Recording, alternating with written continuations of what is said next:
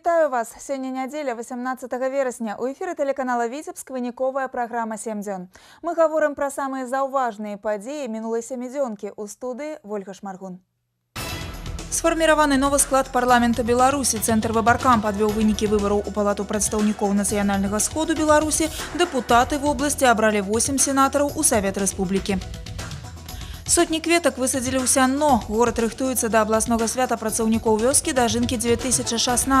Тут прайшоў конкурс прафмайстэрства рабочых зялёнага будаўніцтва. Бясплатныя курсы па гісторыі роднага горада. Віцебскія гісторыкі і краязнаўцы пачалі выкладаць прадмет па-за сценамі навучальных устаноў у папулярнай форме і для ўсіх жадаючых. Паралімпійскае золата. Ураджэнец Полаччыны Андрэй Праневіч, чэмпіён 15-х паралімпійскіх гульняў у Рыё-дэ-Жанэйра. Ён стаў лепшым у фехтаванні сярод шпажыстаў-калясачнікаў. Вынікі выбараў дэпутатаў у палату прадстаўнікоў нацыянальнага сходу Рэспублікі Беларусь абласная выбарчая камісія падвяла ў панядзелак на прэс-канферэнцыі. У Віцебскай вобласці выбары адбыліся ва ўсіх 14 акругах. Явка составила 79,98%. Это вторая явка по стране. Вместе с тем, явка на уровне 80% – это очень высокая явка, которая характеризует активность нашего населения. Наиболее высокую явку продемонстрировали жители, избиратели, проживающие в сельской местности. Наиболее активными традиционно были жители Лиозинского района, Довшицкого, Росонского района, где явка на избирательные участки составила более 90%. Канчатковыя вынікі выбарчай кампаніі ў палату прадстаўнікоў агучыў Цэнтр Выбаркам. На гэтым тыдні ў Віцебску прайшлі выбары членаў Савета Рэспублікі нацыянальнага сходу Беларусі. Сенатараў выбіраюць раз у 4 гады ад кожнай вобласці і горада Мінска. Па 8 ад рэгіёнаў на пасяджэнні мясцовых саветаў дэпутатаў базавага ўзроўню. Яшчэ 8 прызначае прэзідэнт краіны. Усяго ў верхняй палаце парламента Беларусі 64 сенатары. Як выбіралі прадстаўнікоў ад Віцебскай вобласці у матэрыяле нашых корэспандэнтаў. Фарміраванне новага складу парламента Беларусі завяршаецца абраннем членаў Савета Рэспублікі. Гэта палата тэрытарыяльнага прадстаўніцтва. Яе функцыя прыняцце або адхіленне законапраектаў, прапанаваных палатай прадстаўнікоў. Сенатарам можа стаць грамадзянін Беларусі, дасягнуўшы 30гадовага ўзросту, які жыве ў дадзеным рэгіёне не менш за 5 гадоў. Спіс кандыдатаў ад Віцебскай вобласці Цэнтр Выбаркам зацвердзіў яшчэ 23 жніўня. У ім нямала вядомых прозвішчаў. У верхнюю палату парламента вылучаны дырэктар Талачынскага кансервавага завода Анатоль Анюхоўскі, начальник управления аховы здароўя Віцебскага аблвыканкама Юрый Деркач, дырэктар прадпрыемства Полацк Транснафта Дружба Васіль Дробатаў, дырэктар тэлерадыёкампаніі Віцебск Алена Панцюхова, старшыня Полацкага райвыканкама Мікалай Шаўчук, рэктар Віцебскага медуніверсітэта Анатоль Шчасны, гендырэктар Віцебск аблгаза Пётр Шэршань і генеральны дырэктар холдынгу Марка Мікалай Мартынаў. Апошнія, дарэчы, дзеючыя члены Савета Рэспублікі. За апошнія 4 гады ў ролі сенатараў ім давялося прымаць законы, важныя для будучага краіны. Верхняя палата, там в основном практики. Никто, как они, или могут дать ту оценку принимаемого закона. Поэтому, как законодательные мы не имеем такой возможности, но как, скажем, отклонить или в процессе, скажем, разработки того или иного проекта участвовать в этом, скажем, процессе, это нужно. Для дырэктара прадпрыемства Полацк Транснафта Дружба Васіля Дробатава вялікі гонар прадстаўляць паўночны рэгіён у Савеце Рэспублікі.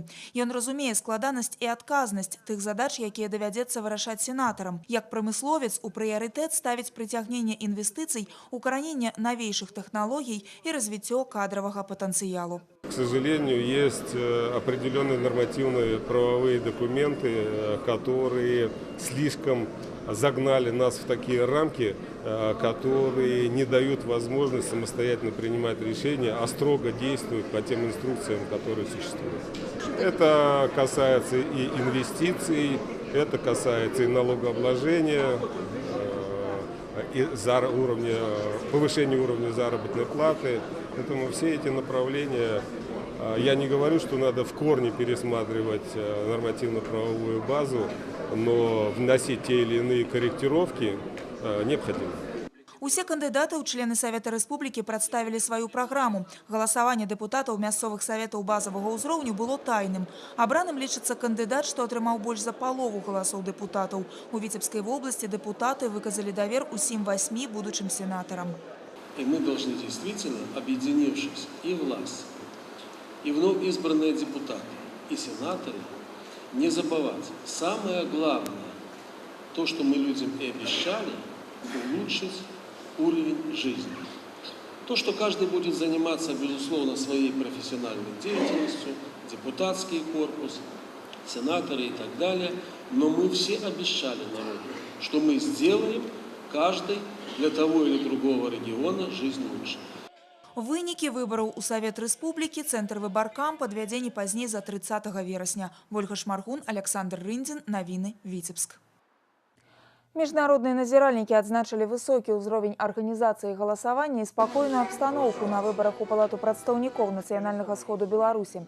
Только в Витебской области мониторинг за выборчим процессом оживляли 4821 назиральник. Из них 30 представников миссии СНД и парламентского сходу Беларуси и России. У Витебском регионе особливую увагу международные назиральники надавали организации процессу голосования, подрыхтовцы участков, працы членов комиссии и подлику голосов. Условия идеальные, поэтому любой наблюдатель мог смотреть весь процесс от начала голосования и до конца и подсчет голосов. То есть никого не ограничивали в передвижении, не ограничивали в том, что можно смотреть бюллетень, который считается, как ведется подсчет, правильно ли он заполнен, все ли там в порядке. Мы проводили наблюдение, это было долгосрочное наблюдение. Все этапы, все важные этапы мы отслеживали. Ну, например, формирование избирательных комиссий, как оно проходило. Что касается соблюдения международных стандартов выборов и права народа на честные свободные выборы, могу сказать следующее, что на всех избирательных участках было обеспечено самое главное для граждан – это тайна голосования, потому что, кто бы что ни говорил, человек, приходя на избирательный участок, остается в кабинке для тайного голосования со своей совестью и может сделать осознанный выбор за того или иного кандидата. Так само эксперты отзначили деловую атмосферу на участках и высокий профессионализм выбаркамов. Подведены папярэднія вынікі работы миссии АБСЕ по назиранию за ходом выборчей кампании в Витебской области. Международные назиральники рассказали про особливости своей работы и отзначили, что для их працы были створаны добрые умовы. Только в листопаде, праз 8 тыдняў после завершения выборов, будет опубликованная полная выніковая справаздача. Publish centralized statements and the preliminary findings are out. Я могу сказать, что выборы прошли эффективно, но в то же время основные усовершенствования должны быть сделаны. Лично могу сказать, что мне очень понравилось время, которое я провел здесь. Я хочу выразить свою признательность правительству Беларуси, что я был приглашен сюда наблюдать за выборами и смог собрать много впечатлений об этой стране. Парламентская ассамблея АБСЕ представит свой доклад на посяджэнні постоянного комитета у Скопье, Македония, а парламентская ассамблея Совета Европы на своей 4-й частцы сессии у Страсбургу, Франция. Старшыня Витебскага аблвыканкама Миколай Шаснёў лічыць, што першапачатковымі задачамі парламентарыяў і ўлады павінны стаць развіццё вытворчага сектару, сацыяльнай інфраструктуры, паляпшэнне дабрабыту людзей. Пра гэта ён заявіў падчас галасавання на выбарчым участку. Нужно ставить вопрос на всех уровнях о том, что Витебская область находится все-таки в тяжелейших условиях производства товаров. Природно-климатические условия, ну и так далее и тому подобное. Мы потеряли много времени, потому что недофинансирование жилого сектора. У нас практически не строились дороги за последнее время. И вот хотелось бы саккумулировать вот эти проблемы и действительно донести до тех людей, которые решают, совместно все, и власть, и депутаты, эту проблему. Витебску надо серьезно сегодня отдать то, что не додали предыдущие годы. Здесь также люди, и мы понимаем, что ведь если мы не довкладываем в социальную сферу, в инфраструктуру и так далее, мы теряем людей. 1941 год и нынешнее время 600 тысяч человек, жителей на Витебщине, уже стало меньше. Куда они уезжают? Да, можно предположить в областной, но ведь в целом-то в Витебской области не стало, значит, они уезжают в другие регионы. Вот это очень серьезно меня волнует как губернатора. Нам нужна рабочая сила, нам нужна молодежь, дети и так далее. А для этого нужно создать определенные условия. Вот, наверное, это и есть основная задача для всех.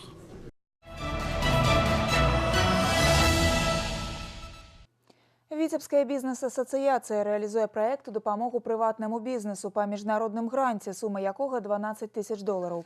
Асноўная ідэя праекта накіраваная на падтрымку развіцця малога і сярэдняга прадпрымальніцтва. Ініцыятыва асацыяцыі была падтрымана Витебскім гарвыканкамам.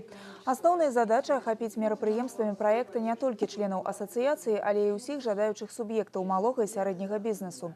Каб разам абмеркаваць агульныя і спецыфічныя праблемы кожнай сферы бізнесу і вылучыць іх у два вялікія блокі, праблемы, рашэння якіх уваходзіць у кампетэнцыю мясцовых органаў кіравання і рэспубліканскіх. Па сфарміраванай праблематыцы пройдуць семінары і трэнінгі. Основным локомотивом на сегодняшний день это предприятия негосударственной формы собственности. Почему? Это все понятно. Тот предприниматель, который взялся за какое-то дело, да, он за него как бы спит и днем, и ночью отвечает, чтобы реализовать, добить успеха. Главное, что в ситуации даже взаимодействия, так сказать, власти и бизнеса, это диалог, взаимное понимание, чтобы решать какие-то проблемы, которые видим мы и видит государство. Доходы от этой прослойки экономики выходит на первый план. Я об этом обязательно расскажу. У меня есть постановление, решение Витебского облисполкома, где доведены задания по районам. По некоторым районам уже до 80% должен быть вклад малого предпринимательства от общих показателей района. Это очень сложно. Ужо ў верасні і лістападзе гэтага года пройдуць некалькі круглых сталоў, якія закрануць усе сферы бізнесу, гандаль і грамадскае харчаванне, транспартныя паслугі, прамысловая вытворчасць, будаўніцтва і паслугі ў галіне аховы здароўя. Ураджай бульбы сёлета радуе аграрыяў Витебской вобласці. У сярэднім на круг збіраюць звыш 330 цэнтнераў. Гэта самая высокая ураджайнасць у рэспубліцы. Па вобласці ўжо ўбрана больш за трэць плошчаў. Высокім тэмпам работ спрыяе і добрае надвор'е. Толькі на палетках Талачынскага кансервавага завода, які спецыялізуецца на вырошчванні гэтай культуры, працуюць 11 камбайнаў. Сёлета тут збіраюць каля 430 цэнтнераў з гектара. У сховішчы звезлі больш за 20 000 тонн бульбы, і гэта на 4000 тонн больш, чым летась. Для адвозкі нават прыцягнулі дадатковую тэхніку, якая працуе ўвесь светлавы дзень. Талачынскі кансервавы завод – асноўны экспартёр бульбы у Витебской области. У асноўным продаюць яе на российский рынок. Если в прошлом году мы продали 25 тысяч, то 24 тысячи ушло на экспорт. То есть это в виде Белкопсоюз помогает нам, экспортирует на Россию. Где-то и Европа немножко покупает у нас картофель. Картофель в этом году отличается своим хорошим качеством. Поэтому я думаю, что ее реализация будет в этом году не проблемной.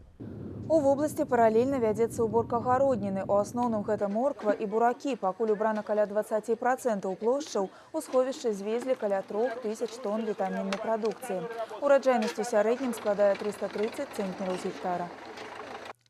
Сотні кветак высадзілі на адной з цэнтральных вуліц Сянно. Тут прайшоў конкурс прафесійнага майстэрства рабочых зялёнага будаўніцтва. Абласны прафсаюз мясцовай прамысловасці і камунальна-бытавых прадпрыемстваў вось ужо 3-й год праводзіць яго менавіта ў тых гарадах, што рыхтуюцца прымаць абласны фестываль працаўнікоў вёскі Дажынкі. Каб зрабіць сталіцу свята яшчэ прыгажэй і утульней. Што атрымалася на гэты раз, убачыла наша здымачная група. Жывыя кветкі, друз, каменне, грунт, вада для паліву і ўласныя ўменні. Вось бадай і ўвесь арсенал рабочых зялёнага будаўніцтва. На конкурсе прафесійнага майстэрства ў іх спачатку праверылі тэарэтычныя веды, а затым далі 2 гадзіны на практычную частку. Эскізы будучых кампазіцый удзельнікі прадстаўлялі на суд журы загадзя. І цяпер галоўнае паўтарыць усё ў адпаведнасці з малюнкам. Дарэчы, тэма конкурсных работ сёлета родны край. Цветы использовались бегония, цинерария, бархатцы, называется тагетис. Вот. Аиста сами старались, все делали. И, естественно, ребенок, девочка, чтобы был мир, процветание у нас в стране, чтобы все благополучие только было яркое, красочное и красивое. Рассаду для сваёй кампазіцыі талачынскія кветкаводы вырошчвалі месяцы 3. Галоўны крытэрый адбору, каб кветкі былі яркімі, непатрабавальнымі і квітнелі да самых маразоў. Такія ж прыярытэты і ў рабочых з іншых раёнаў. Глыбоцкія камунальнікі, напрыклад, узялі за основу аксаміткі. Ярко цветут, долго, практически до заморозков. Ну, растений у нас достаточно много, как видно. Наименований 8. Щебенка. Малоархитектурная форма. 9 каманд удзельніц з розных раёнаў вобласці і 10 рознакаляровых кампазіцый. Віцебскае прадпрыемства «Зелянгаз» сёлета садзіла кветкі па-за конкурсам. Супрацоўнікі далі калегам майстар-клас па стварэнні аб'ёмных кампазіцый. Каркасныя птушкі – справа рук сапраўдных віртуозаў. Тым часам журы конкурсу ў кветкавым шоку. Конкурс у нас проходит уже 3-й год. С каждым годом уже как-то виден очень даже ярко профессионализм людей, которые участвуют в этих конкурсах. Все четко, все слаженно, все замечательно, хорошее качество посадки, правильно выполняют виды работ. Подбирают ассортимент цветочной рассады достаточно неплохо. Лепш за ўсіх з конкурснымі заданнямі справіліся кветкаводы з гарадоцкага прадпрыемства кацельных і цеплавых сетак. Разам з тым для ўсіх удзельнікаў гэта магчымасць павысіць свой прафесійны ўзровень і абмяняцца вопытам. А галіновы прафсаюз бачыць у такіх прафесійных спаборніцтвах яшчэ больш глобальны сэнс. В целях повышения престижа рабочих профессий, привлечения работников в отрасли жилищно-коммунального хозяйства, но и также с тем, что к жилищно-коммунальному хозяйству повышенные требования. Качество услуг мы должны улучшать постоянно, а для этого должны работать профессионалы. Удзел у конкурсе прафмайстэрства дасць магчымасць рабочым зялёнага будаўніцтва павысіць свой кваліфікацыйны разрад. Акрамя таго, пераможцаў чакаюць грашовыя прэміі, а іх кветкавыя фантазіі жыхароў і гасцей Сянно будуць радаваць на працягу ўсёй восені. Ольга Шмаргун, Леонид Табола, навіны Сянно.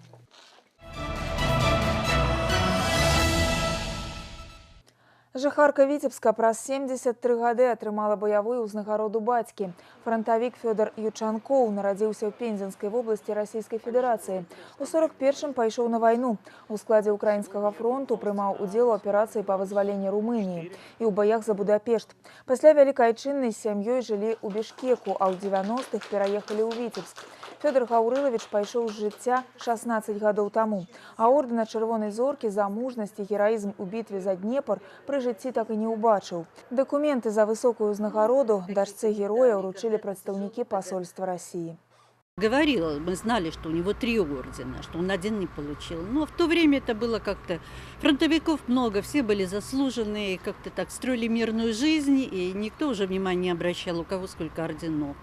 А вот сейчас, когда их осталось не так уж много, отец мой умер в возрасте 80 лет, это, считайте, 16 лет назад, мы с дочерью, как-то у нас в семье всегда память о войне, это вот для меня, знаете, война это есть строчки стихотворений, все, что было, не со мной помню. Вот у меня такое впечатление, но раскладывается, что я сама через все это прошла. Поэтому для нас память о войне свята.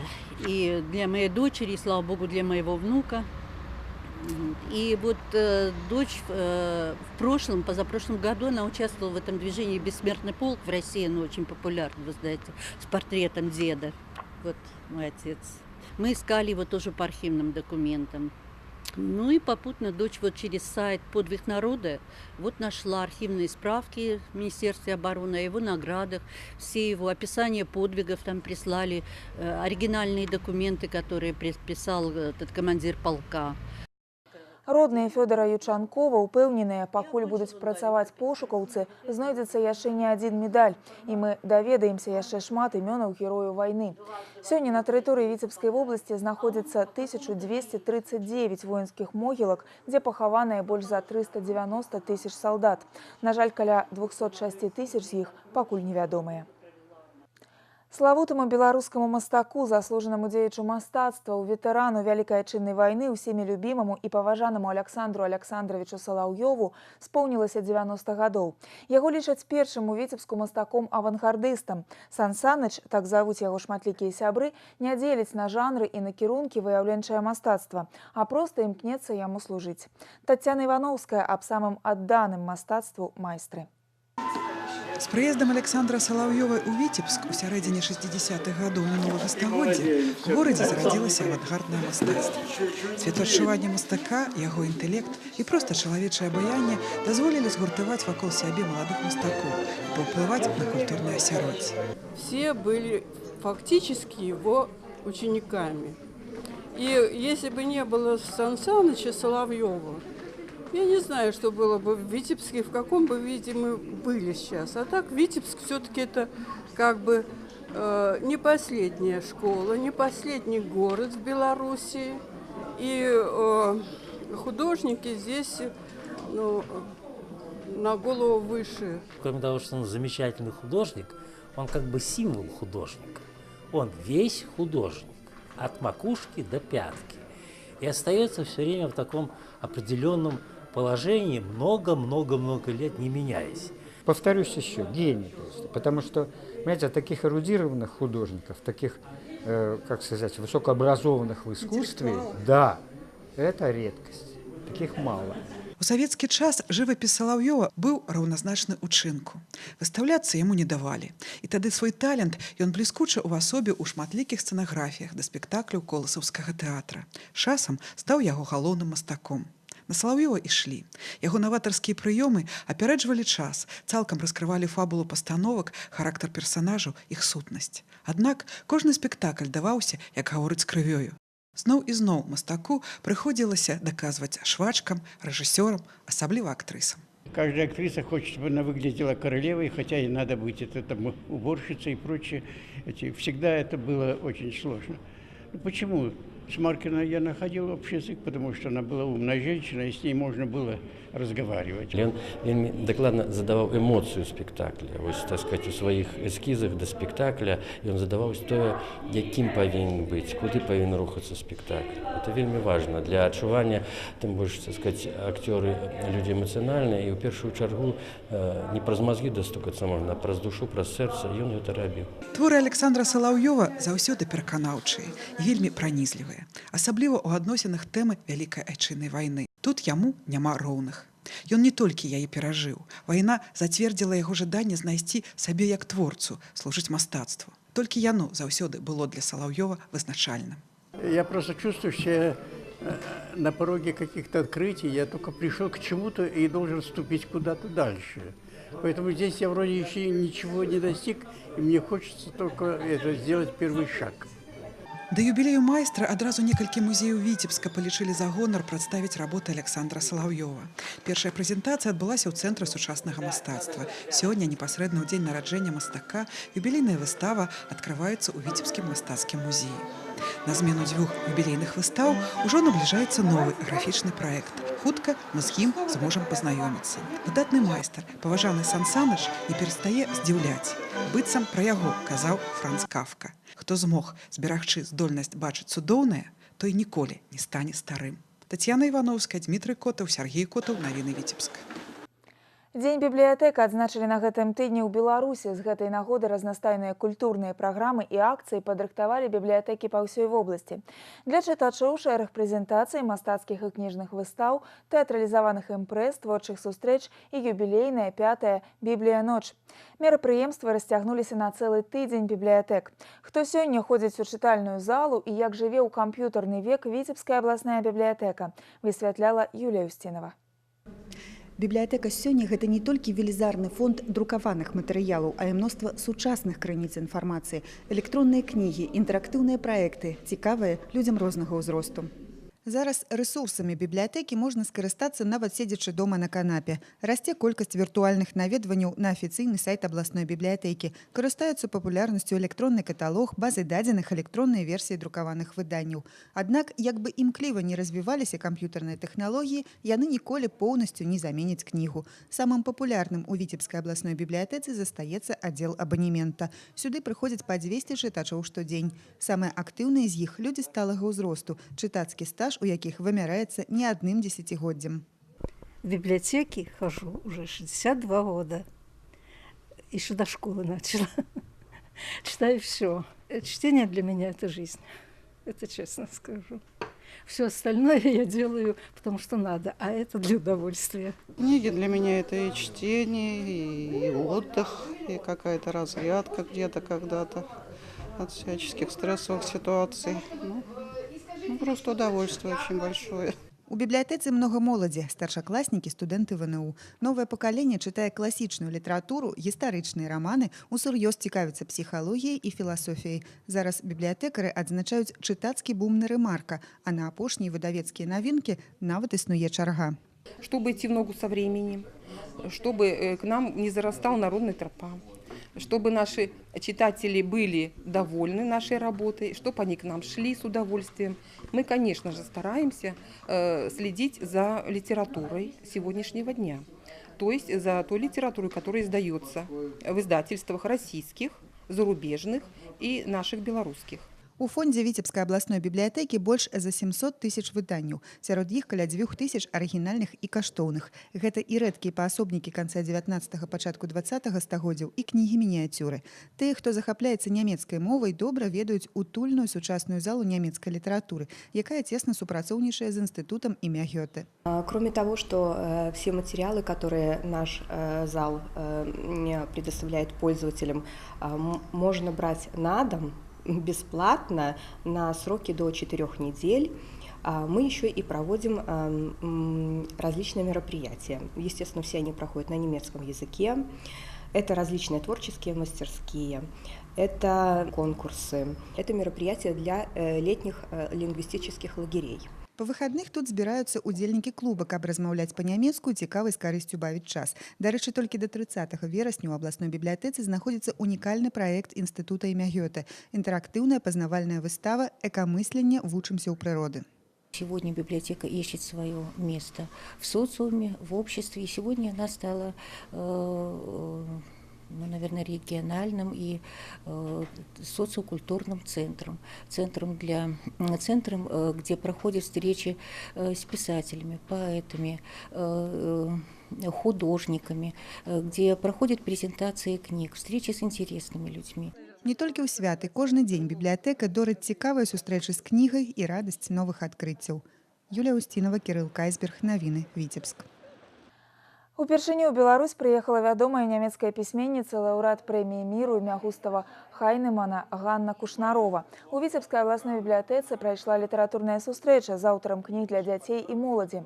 Ганна піша на актуальныя для Еўропы тэмы – рэлігіі, тэрарызму і міграцыі. Знакамітая пісьменніца з Лейпцига прыехала пазнаёміць жыхароў горада са сваёй творчасцю і прэзентаваць новую кнігу.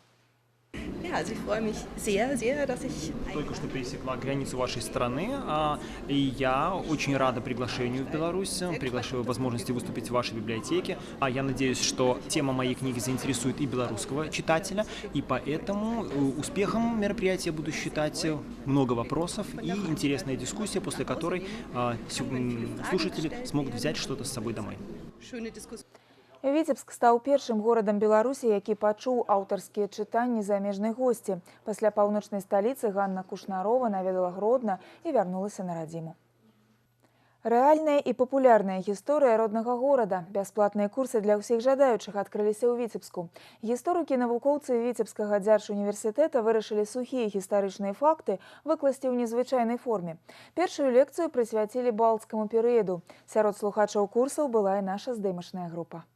Выключна навуковы погляд на гісторыю роднага горада на аснове гістарычных крыніц, а смелыя гіпотэзы толькі ў якасці здагадак. Менавіта так пазіцыяніруюць гэтыя курсы віцебскія гісторыкі. Ініцыятыўная група прафесіяналаў вырашыла выкладаць прадмет па-за сценамі навучальных устаноў у папулярнай форме і для ўсіх жадаючых. З'явілася вельмі шмат розных падыходаў адносна гісторыі, якія насамрэч з'яўляюцца псевдагістарычнымі. Таму многія гістарычныя факты, з'явы, яны трактуюцца хто як пажадае. З'явілася нават такое паняцце, як фольк-хістарыя ці псевдагісторыя. Таму нарадзілася ідэя правесці курсы па гісторыі Віцебска, дзе в першую чаргу, абапіраючыся на гістарычныя крыніцы, паказаць, якой бы была гісторыя горада. У аўдыторыю ператварылася чытальная зала абласнай бібліятэкі. Першая лекцыя сабрала сапраўдны аншлаг. Мне интересна история города. Для себя лично. Просто интересно поприсутствовать, послушать, посмотреть, приобщиться к истории Витебска. На данной лекции я смогу очень много определенных фактов о истории нашего города узнать и как-то пополнить свой кругозор, так как я считаю, что я лично о своем городе к своему стыду знаю достаточно мало. Менш тэорыі, больш цікавых фактаў і нагляднасці. Арганізатары пастараліся, каб курсы не былі сумнымі. Першую лекцыю прысвяцілі балцкаму перыяду і адразу ж пагрузілі слухачоў у віртуальную рэальнасць старажытнага гарадзішча. Віцебск дагарадскі, 5-6 стагоддзя. 3D-рэканструкцыю пададзеных археалагічных раскопак зрабілі студэнты Дзяржуніверсітэта. Их проект – сапраўдны электронный гид по старожитным Витебску. Любой желающий может просмотреть в разных эпохах, то есть как выглядели люди, поселения, то есть непосредственно сама локация, то есть местоположение объектов и так далее. При этом для этого не надо никуда идти, по сути, можно просто скачать приложение, посмотреть все на компьютере и так далее. Сейчас мы дорабатываем его, то есть переносим на мобильные платформы, чтобы это можно было со смартфона посмотреть. Як выглядалі тагачасныя насельнікі гэтых мясцін, прадэманстраваў Народны клуб гістарычнай рэканструкцыі «Варгенторн». Удзел у лекцыях практыкаў, якія займаюцца аднаўленнем побыту і матэрыяльнай культуры, будзе абавязковым. Наступную сустрэчу ў рамках гістарычных курсаў прысвеціць княгіні Вользе, гіпатэтычнай заснавальніцы Віцебска. Надалей зацікаўленыя гісторыі гараджане будуць збірацца двойчы ў месяц. Графік лекцый распрацаваны до конца года. Ольга Шмаргун, Александр Прыстаўка, навіны, Віцебск. Выстава незвычайных рушнікоў у тэхніцы, якая атрымала статус нематэрыяльнай культурнай каштоўнасці Беларусі, адкрылася ў гарадоцкім раёне Віцебскай вобласці. Адноўленыя шэдэўры ажурнага ткацтва прадставілі мясцовы краязнаўчы музей, дом рамёстваў і фальклору. З рукатворнай гармоніяй пазнаёміўся Артур Смалякоў.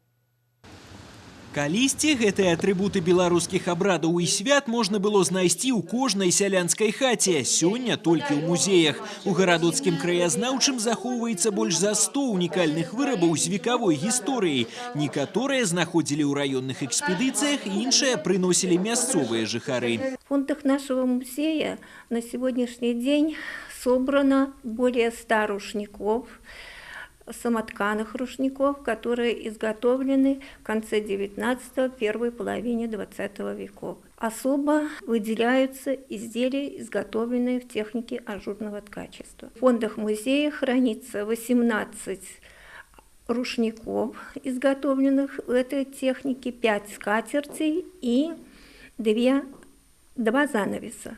Прадмет народнай культуры ў народзе завецца рэдчыкам. Амаль забытую тэхніку ажурнага ткацтва ўзялася адрадзіць гарадоцкі майстар Марына Гушчо. Падчас этнаграфічных экспедыцый вучылася ў старажылаў, шукала апісанні, аднаўляла магію малюнка. Никто до этого не ткал, и было сложно, но вот мне рассказывали, как это делается. Директор бывший музея Екатерина Егоровна Уверска, она много очень ездила по деревням в экспедициях, и она узнала, как это все делается. И она мне рассказала. И потихонечку я начала ткать. И вот уже в 2001 году на Славянском базаре взяла гран-при за ажурный рушник. У гарадоцкім доме фальклору Марына Леонидовна вядзе гурток ткацтва. Вышыўка абярэга – ажурная праца. Увесь працэс стварэння ручніка займае амаль месяц, але тыя, хто вучацца ў майстра, задаволены. На пытанне, што павінна ўмець сучасная дзяўчына, мясцовыя жыхары адказваюць, не задумваючыся: ткаць ручнікі. Не умеешь – замуж не возьмуць. Сейчас люди любят заниматься разными видами творчества. Может быть, у кого-то из молодых вот появится желание не только у Марины Леонидовны, которая мастер, признанный уже мастер на городовщине, а вот воссоздать вот такую красоту, и мы очень-очень этим гордились. Если бы такой человек вот из молодых мастериц, которые посещают Дом ремесел и кружки, захотели бы вот этой технике работать, хотя она достаточно сложная. Майстры ўпэўнены, у кожнага ручніка сакральны сэнс. Адны лечаць, іншыя дапамагаюць у справах. А тыя, хто ў магію хендмейда верыць цяжкасцю, не будуць спрачацца з тым, што падобная рэч стане сапраўдным упрыгожваннем любога дома. Артур Смоляков і Дмітрый Котаў, тэлерадыёкампанія «Віцебск».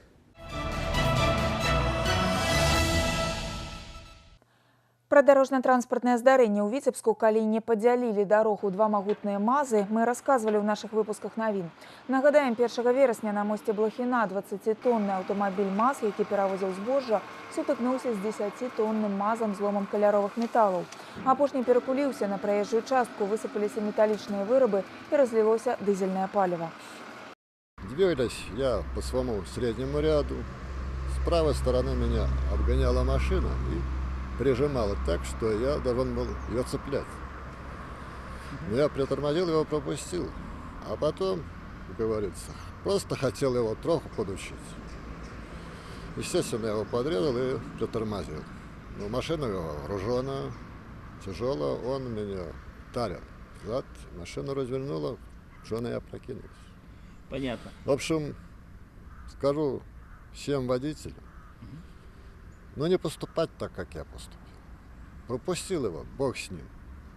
Может, сам когда-нибудь научится. Водители имеют различный стаж. Бывает даже по невнимательности, усталости, неумышленно кто-то кого-то не заметил. Второй водитель почему-то обижается и возлагает на себя право поучить этого первого водителя, как надо ездить. Перестраивается, тормозит перед ним резко. Усугубляет конфликт вплоть до возникновения дорожно-транспортных происшествий. Поэтому госавтоинспекция всегда была как минимум против этого. И в том числе при если такие ситуации уже складываются, принимает достаточно жесткие меры к недопущению таких нарушений для воспитания как этих водителей, так и на их примере, чтобы знали, что так делать нельзя. На гэты раз абышлося без ахвяр. Работнікі МНС прадухілілі ўзгаранне паліва. На працягу гадзіны быў абмежаваны рух транспарту. Супрацоўнікі ДАІ спадзяюцца, што гэтае дарожна-транспартнае здарэнне паслужыць урокам для вадзіцеляў. Група злодзеяў-дамушнікаў затрымана ў Віцебску. Мяркуецца, што на рахунку 37 і 38 гадовых жыхароў абласнога цэнтра не менш за 20 кватэрных крадзяжоў. У першую чаргу зламыснікаў цікавілі буйныя сумы грошай і ювелірныя вырабы. Да кожнага крадзяжу рыхтаваліся грунтоўна, патэнцыяльных ахвяр доўга высочвалі. Чым абярнулася лоўкасць рук у наступным матэрыяле. Дзвярныя адмычкі, пальчаткі, рацыі, фота і відэаапаратура – гэта толькі невялікая частка інструментаў, якія віцебскія дамушнікі бралі на справу. Працавалі ў асноўным у спальных мікрараёнах абласнога цэнтра. У першую чаргу зламыснікаў цікавілі грошы і ювелірныя ўпрыгожванні, аднак не грэбавалі і дарагім футрам. После совершения преступлений преступники запирали за собой квартиру. И в итоге потерпевшие после того, как обнаруживали непосредственно пропажу денежных средств или ювелирных изделий, не могли точно сказать, когда совершено было преступление. Следы преступлений утрачивались. Доказательная база была минимальной. Дзейнічалі прафесійна, да кожнага крадзяжу грунтоўна рыхтаваліся, патэнцыяльных ахвяр выбіралі адразу па некалькіх крытэрыях. У першую чаргу звярталі ўвагу на іх матэрыяльную забяспечанасць, а далей усё па загадзе распрацаваным сцэнарыі. Высочвалі кватэру, вызначалі, калі гаспадароў не бывае дома, аглядалі надзейнасць дзвярных замкоў, упэўніваліся ў адсутнасці ахоўнай сігналізацыі. Группа обладала высокопрофессиональными преступными навыками.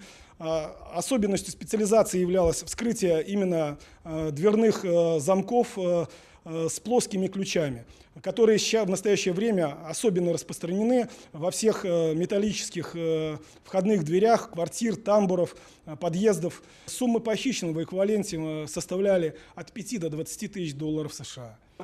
Затрымалі зламыснікаў на месцы злачынства. Мяркуецца, што на іх рахунку не менш за 20 крадзяжоў. Зараз мужчынам прад'яўлена абвінавачванне, яны заключены пад варту.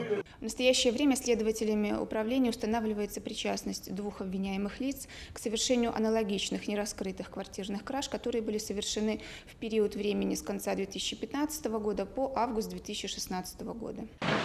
Дарэчы, адзін са зламыснікаў ужо быў судзімы за серыю дробных крадзяжоў. У турме ён правіў 3,5 гады. Зараз мужчынам можа пагражаць намнога больш сур'ёзнае пакаранне. Вольга Шмаргун, Марына Рамановская, Александр Петровецкі. Навіны, Віцебск. Слуп разладу. У Віцебску ў раёне Біцялёва на выдзеленым пад забудову участку маладая сям'я не можа паставіць дом. Якраз па гэтай тэрыторыі праходзіць высакавольтная лінія электраперадач.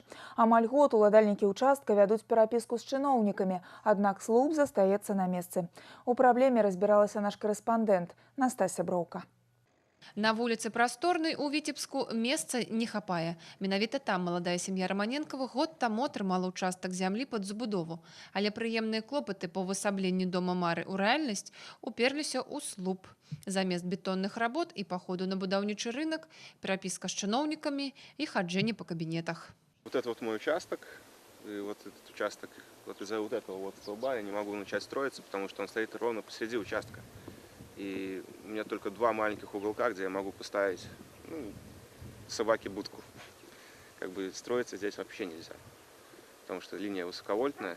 Дзе менавіта будаваць дом Андрэй зразумець не змог, таму ён вырашыў звярнуцца да чыноўнікаў. Спачатку да землеўладкавальнікаў. Тыя яго адправілі ва УКБ. УКБ у Віцебскэнерга, а энергетыкі зноў да землеўладкавальнікаў. Вось ужо год ён ходзіць па замкнёным коле, а ВОЗ, а дакладней слуп, і зараз там.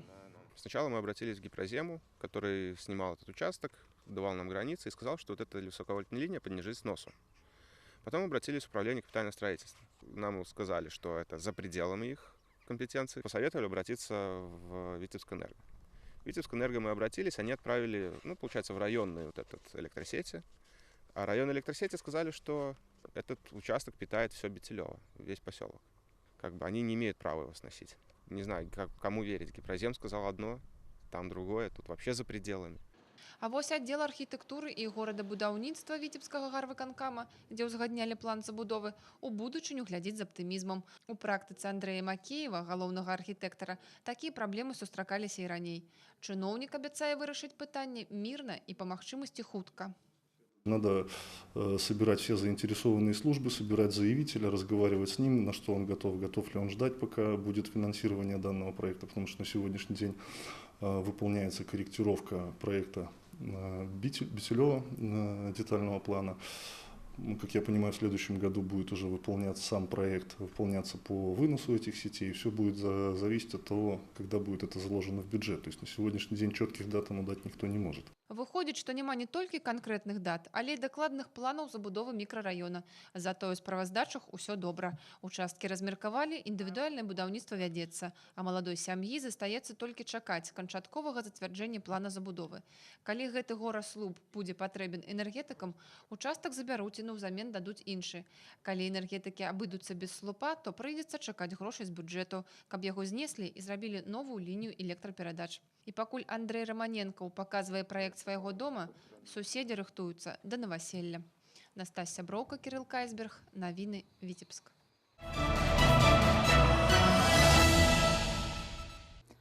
Сумеснае навучанне, даступнасць якаснай адукацыі для ўсіх дзяцей. Віцебская сярэдняя школа нумар 46 пакуль адзіная ў абласным цэнтры, якая 3 гады таму ўключылася ў праект па апрабацыі мадэлі інклюзіўнай установы адукацыі. Сёлета тут адкрылі 3 класы, дзе на роўных навучаюцца дзеці з асаблівасцямі псіхафізічнага развіцця. Як гэта атрымліваецца на практыцы, пацікавілася наш корэспандэнт Інна Кірыенкава. Звычайны урок у 2 класе. Педагог со стажем Ларыса Дубовик старанно вучыць сваіх падапечных правильно вымаўляць гукі, пісаць літары і складаць словы. І зусім не важна, што не ўсе дзеці паспяваюць разам паўтараць сказанае. Галоўнае, яны навучаюцца разам, усе ў роўных умовах.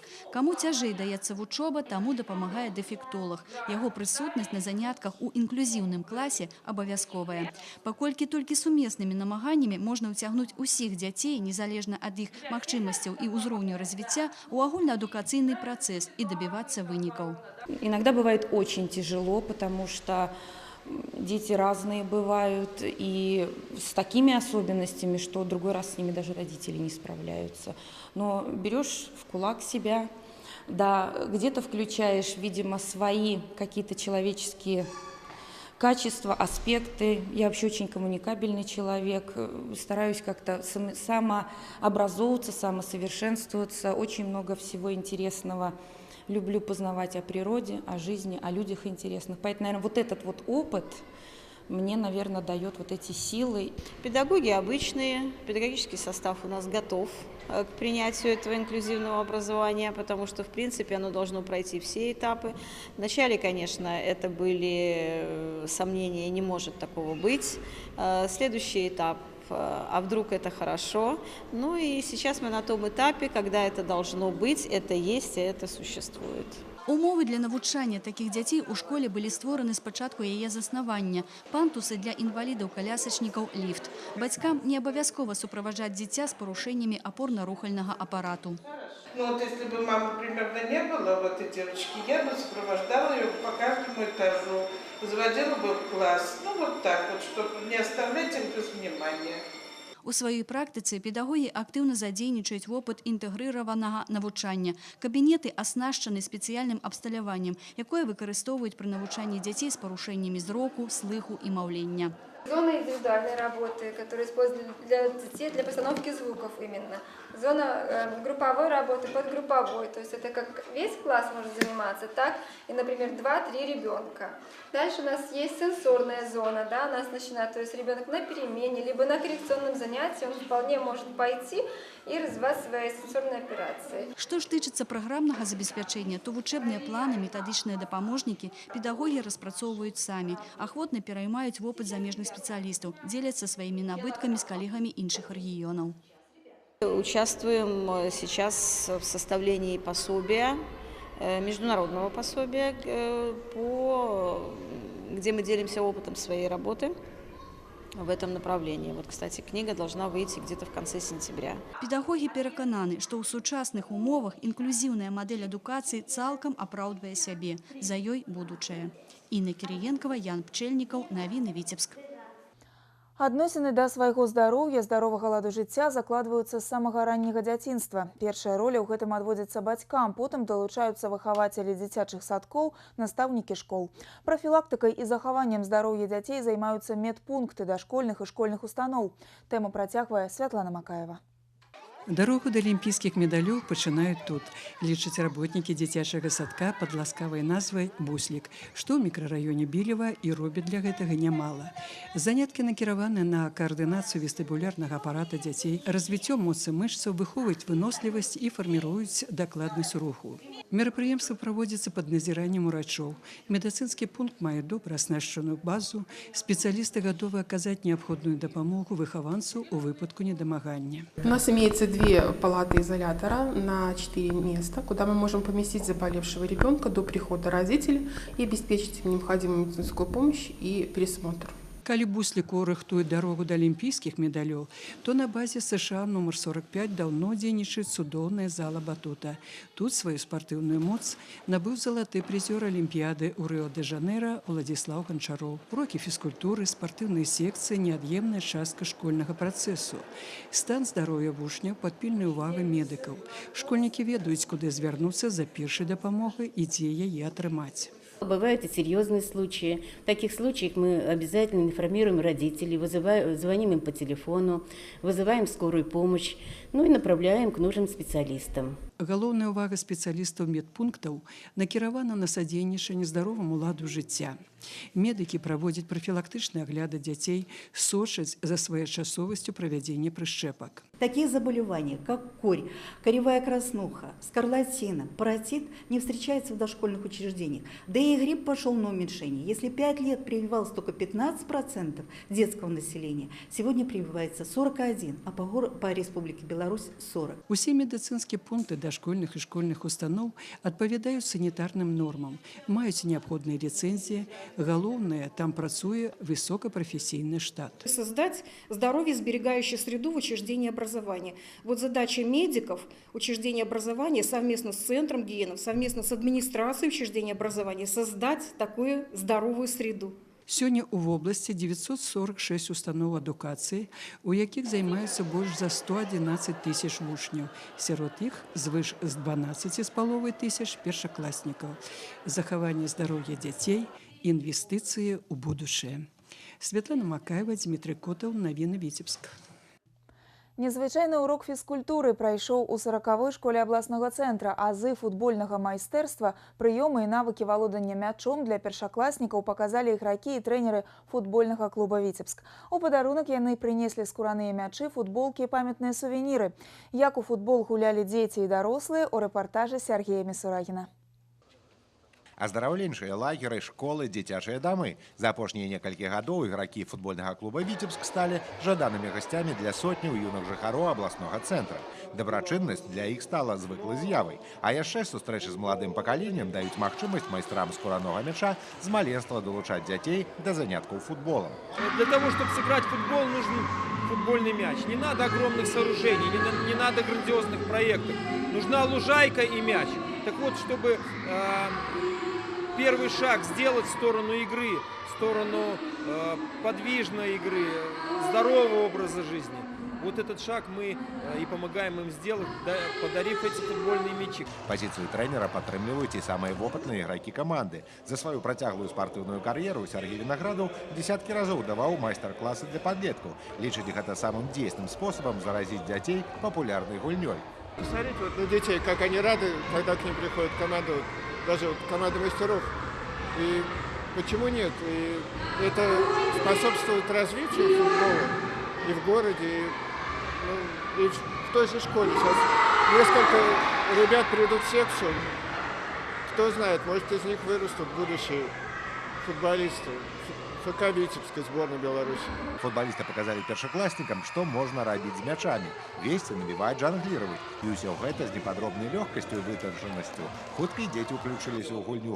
У імправізаваных конкурсах і эстафетах школьнікі прадэманстравалі, што могуць не горш за дарослых утаймаваць мяч, а калі трэба, і дакладна адправіць яго ў цэль. У меня очень хорошо все получилось. Играем с пацанами дома. Тяжело? И мы всегда выигрываем. Чтобы я тоже запоминал и начал этими движениями начинать футбол. А потом пришла чарга уручаць падарункі. Але перш-наперш гости запросили дзяцей прыходзіць и записываться ў спартыўную школу ФК «Витебск». У нас два отдельных здания, и корпус начальной школы имеет своих два спортивных зала. Поэтому у нас шикарная база. Ребята занимаются отдельно, один класс в зале, поэтому у нас есть возможность их развивать, приобщать к занятиям спорта. Ну и вообще нам нравится, когда к нам приходят тренера секций, чтобы можно было ребят отдать в какие-то занятия спортивными секциями. Усім удзельнікам майстар-класа футболисты подарили новые футболки с фирменными логотипами, памятные дипломы, а таксама магчымасць сфотографоваться и атрымаць аўтограф у своих кумиров. Сергей Мисурагин, Александр Пристаўка, навіны Витебск. Ураджэнец Полаччыны Андрэй Праневіч стаў чэмпіёнам 15-х летніх паралімпійскіх гульняў у бразільскім Рыа-дэ-Жанэйра.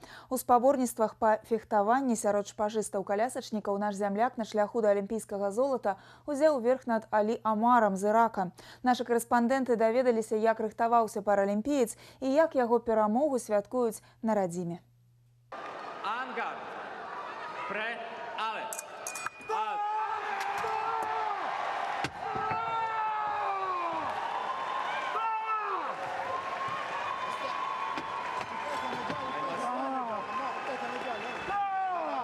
У мінулым 8 гадоў штодзённых трэніровак. Надзея, адчай, перамога над хваробай і вера ў свае бязмежныя магчымасці. Калі палачанін Андрэй Праневіч упершыню ўзяў у рукі шпагу, наўрад ці думаў аб алімпійскім п'едэстале. Было одно жаданне – адцягнуць увагу ад хваробы і пачаць жыць.